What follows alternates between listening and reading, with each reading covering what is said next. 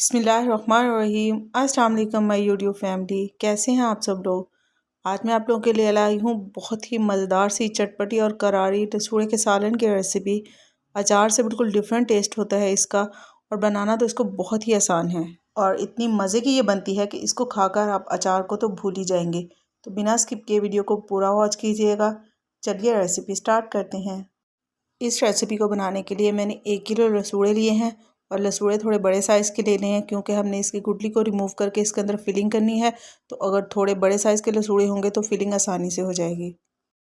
तो इस तरीके से हल्का सा कट लगाकर हमने इसकी गुठली को रिमूव कर लेना है। नीचे तक कट नहीं लगाना है, बस हल्का सा कट लगाना है जिससे हम इसकी गुठली को आसानी से निकाल सकें।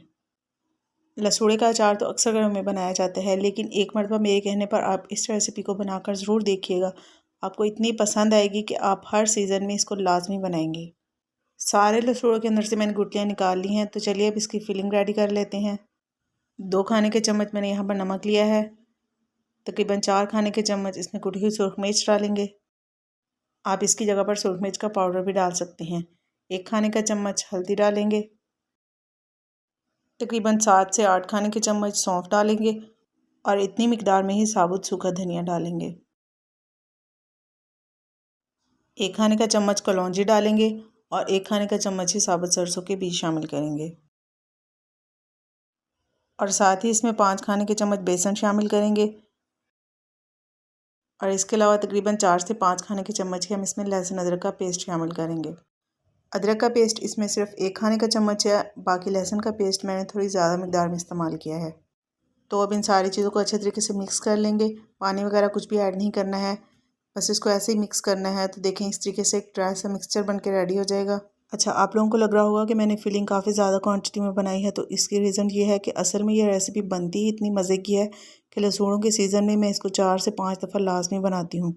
तो अगर आप कम क्वांटिटी में बना रहे हैं तो आप सारे मसालों को अपने हिसाब से एडजस्ट कर सकते हैं। फिलिंग करने के बाद हम लहसुनों को तकरीबन 3 से 4 घंटे के लिए रेस्ट देंगे ताकि मसाले अच्छे से जज़ब हो जाएँ। इसके बाद हम इसको फ्राई करेंगे।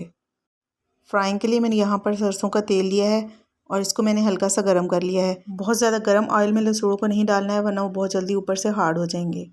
वैसे तो आप इस रेसिपी को ऑयल या घी में भी बना सकते हैं, लेकिन अगर सरसों के तेल में बनाएंगे तो इसका टेस्ट और भी अच्छा हो जाता है। चम्मच से हल्का सा इनको सेट करेंगे ताकि लसूड़े तेल के अंदर अच्छे से डिप हो जाएं और ढककर तकरीबन 5 से 6 मिनट तक मीडियम टू लो फ्लेम पर पकाएंगे।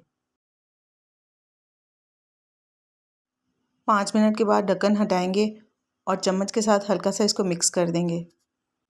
लसूड़े तकरीबन 50% तक पक चुके हैं। अभी 5 से 6 मिनट हम इसको मज़ीद पकाएंगे। एक बात मैं यहाँ पर ऐड करती चलूँ कि आपने ढक्कन हटाकर नहीं पकाना है, बल्कि इसको कवर करके ही पकाना है, क्योंकि अगर आप ढक्कन हटाकर इनको पकाएंगे तो ये बहुत जल्दी हार्ड हो जाएंगे।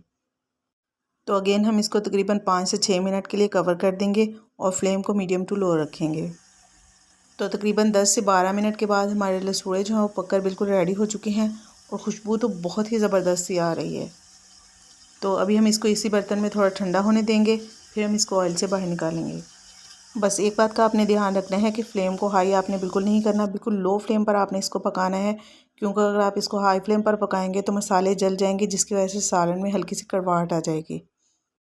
आई होप आप लोगों को मेरी आज की रेसिपी पसंद आई होगी। जब भी आप इस रेसिपी को ट्राई करें अपना फीडबैक मेरे साथ ज़रूर शेयर कीजिएगा और अगर अभी तक आपने वीडियो को लाइक नहीं किया तो जल्दी से इसको लाइक कर दें और साथ ही साथ फ्रेंड्स एंड फैमिली में भी ज़रूर शेयर कर दिया करें। ये देखें बहुत ही ज़बरदस्त बन के रेडी हुए हैं, बिल्कुल भी हार्ड नहीं है, बहुत ही ज़्यादा सॉफ्ट बने हैं। और एक और बात जिसका आपने ध्यान रखना है कि बेसन भी आपने बहुत ज़्यादा क्वांटिटी में इस्तेमाल नहीं करना है, क्योंकि बेसन अगर आप ज़्यादा मिकदार में डालेंगे तो फिलिंग पकने के बाद अंदर से बिल्कुल हार्ड हो जाएगी। तो सारी टिप्स को अगर आप फॉलो करेंगे तो आपकी रेसिपी भी इतनी ही टेस्टी बनेगी।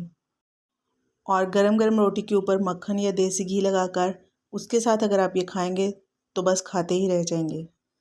तो इसी तरह की मज़ेदार रेसिपीज़ को देखने के लिए जल्दी से मेरे चैनल को सब्सक्राइब कर लें और साथ ही साथ बेल आइकॉन को भी प्रेस कर लें ताकि आपको मेरी हर नई आने वाली वीडियो का नोटिफिकेशन मिल सके। फिर मिलते हैं इंशाल्लाह बहुत जल्द एक नई रेसिपी के साथ। अपना बहुत सारा ख्याल रखिएगा। अल्लाह हाफिज़, बाय बाय।